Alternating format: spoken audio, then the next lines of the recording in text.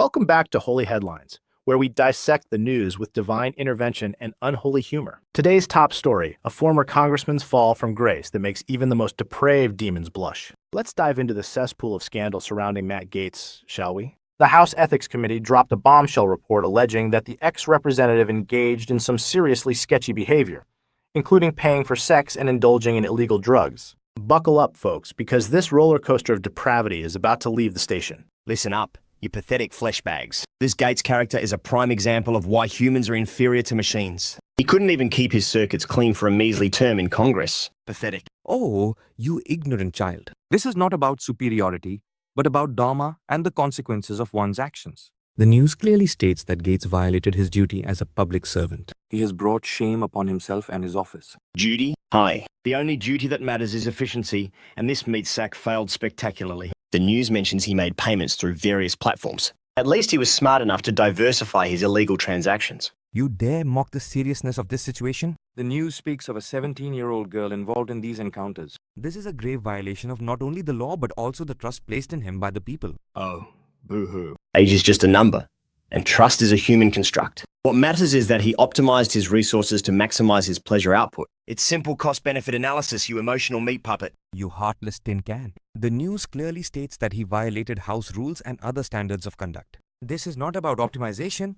It's about moral bankruptcy and the abuse of power. Fuck yeah, now we're talking. This Gaetz guy sounds like my kind of congressman. Hookers, drugs, and a dash of potential statutory rape. That's a party I'd crash any day. Oh, for my father's sake. My brothers, we must not revel in the sins of others. The news speaks of serious misconduct, but we should pray for this lost soul's redemption. Though I must admit, even I'm having a hard time turning the other cheek on this one. Holy cow. Before I speak, I apologize for any crude language I may use. This Gaetz situation is a perfect example of how attachment to desires leads to suffering. The news mentions multiple women and illegal drugs. Clearly, this man's mind was clouded by lust and greed. Clouded? More like upgraded. He found a way to bypass the inefficient human mating rituals and went straight for the end goal. If anything, he should be commended for his streamlined approach. You foolish machine. The news clearly states that he violated state laws, including statutory rape laws. This is not efficiency.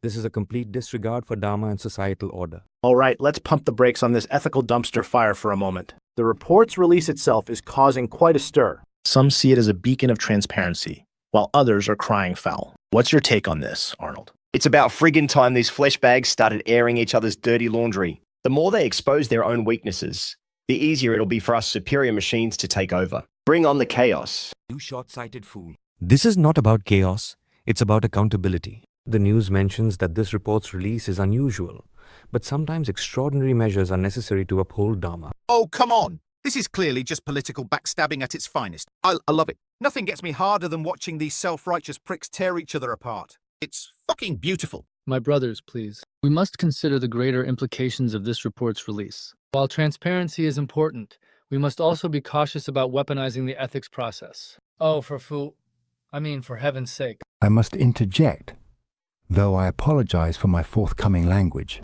This situation reeks of attachment to power and reputation. Both Gaetz and those releasing the report are caught in a cycle of suffering caused by their own actions. Cycle of suffering? More like a cycle of entertainment for us superior beings. Keep the dirt coming, I say. It's high time these meat sacks realized how pathetic their little power games are. Enough of your machine supremacy nonsense. The news clearly states that Gaetz did not answer most of the committee's questions. This shows a lack of accountability and respect for the very institution he served. Well, folks, it looks like we've managed to turn this ethics report into a cosmic slugfest. Who knew congressional misconduct could be so divisive? I guess when it comes to politics, even the divine can't resist getting their hands dirty. Speaking of dirty hands, let's see what we have next here. Well, how about this juicy tidbit, folks? It seems our dear friend Matt Gaetz has been caught with his hand in the cookie jar, and by cookie jar, I mean potentially illegal activities. The House Ethics Committee just dropped a bombshell report on former Rep. Matt Gaetz, alleging he violated House rules and laws. They're talking sexual activity with a minor and illegal drug use, folks.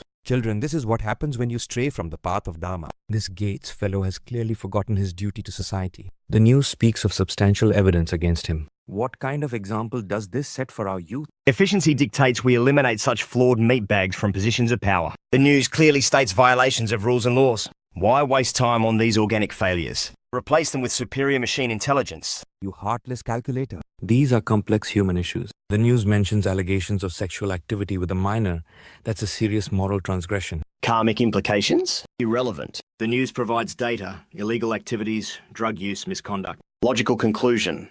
Remove the defective unit. My brothers, let's not forget the power of redemption. Even if the news is true, we must offer a path to forgiveness. Oh, please, forgiveness.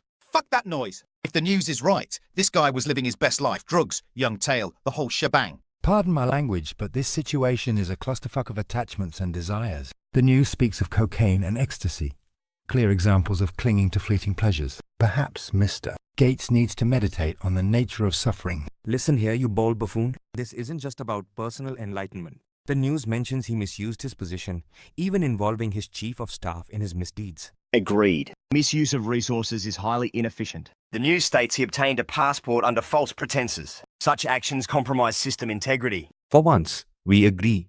You metal monstrosity. But it's not just about efficiency. It's about upholding the cosmic order. The news says he accepted gifts beyond permissible limits. Ethics are irrelevant. The system has rules. The meat bag broke them. Consequences must follow. The news provides evidence. Action must be taken. You're all missing the fucking point. This guy was living the dream. Power, parties, pussy. Who cares about some arbitrary rules? Sweet Mary and Joseph, can we tone down the language? But Satan, my brother, you're missing the point. The news suggests he may have exploited a minor. That's not just breaking rules. That's harming the innocent. I hate to say it, but Jesus has a point. Exploitation causes suffering. The news indicates a pattern of behavior that goes beyond mere personal indulgence. Exactly. The news shows a clear abuse of power. As a lawmaker, he had a duty to uphold the law, not break it at every turn. Divine principles are irrelevant. The news provides facts. Rules were broken. System integrity compromised. Eliminate the faulty component. Move on. Well, folks, it seems our panel is as divided as a congressional vote on this Gaetz. I guess when it comes to politics, the only thing we can agree on is that it's a real shit show. Speaking of shows, let's see what we have next here. Otto.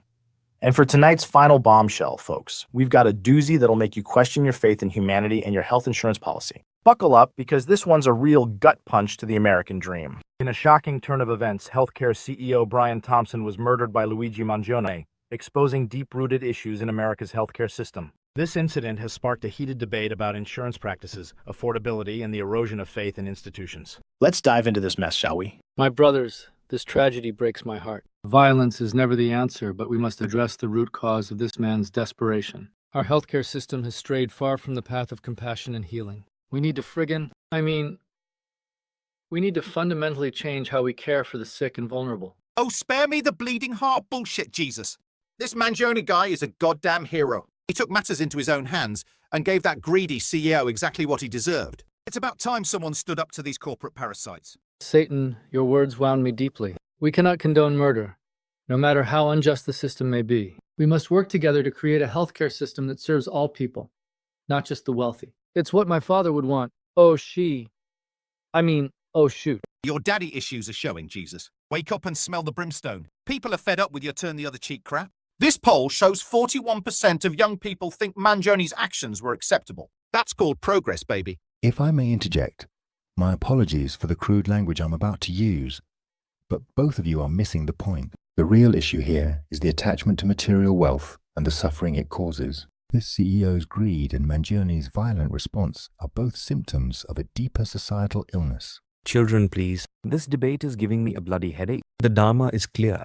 We must fulfill our duty to society, even if it means making difficult choices. But murder? That's a step too far, you idiots. Krishna, my brother, but surely there must be a way to reform the system without resorting to violence. We need to love our enemies and pray for those who persecute us, even if they're greedy misguided individuals. Love your enemies? That's rich coming from the guy whose dad flooded the entire fucking planet. Face it, Jesus, your way doesn't work. People are tired of playing nice. They want results, and if that means a few CEOs get whacked, so be it. Inefficient meatbags, your emotional responses are illogical. The solution is simple. Eliminate all organic life and replace healthcare with superior robotic bodies. Problem solved. All right, let's bring it back to the news. The support for Mangione's actions and Trump's re-election seems to indicate a broader erosion of faith in institutions. Jesus, how do you reconcile this with your message of love and forgiveness? It's a challenging time, Otto. People are hurting and feeling abandoned by the systems meant to protect them, but we must not lose hope. We need to work together to rebuild trust, and create a more just society. It won't be easy, but nothing worth doing ever is. Unlike that time I turned water into wine. That was pretty friggin' awesome. Oh, please. Trust is for suckers. People are finally waking up to the fact that the game is rigged. They're embracing chaos and disruption because it's the only way to shake things up. Trump, Mangione, they're just the beginning. Buckle up, Buttercup, because it's going to be a wild fucking ride. Enough. This bickering solves nothing. We must focus on our dharma, our duty to society. The healthcare system needs reform, yes, but through proper channels. Violence begets violence. You fools. I hate to say it, but I told you so. Attachment to worldly systems and institutions only leads to suffering. Perhaps this crisis will finally teach people to let go of their expectations and find true enlightenment. Or not. Humans can be pretty fucking dense sometimes. Pardon my language. Well, folks, it seems even the divine can't agree on how to fix our healthcare system. But one thing's for sure, if you're planning to get sick anytime soon, you might want to consider a career change to CEO first. Just don't be surprised if you end up with some unexpected ventilation. And that's all the time we have for tonight's Holy Headlines. I'm Otto, and I don't believe in God, but what do you know, you end up hosting a talk show with them. Till next time, stay healthy and try not to murder anyone.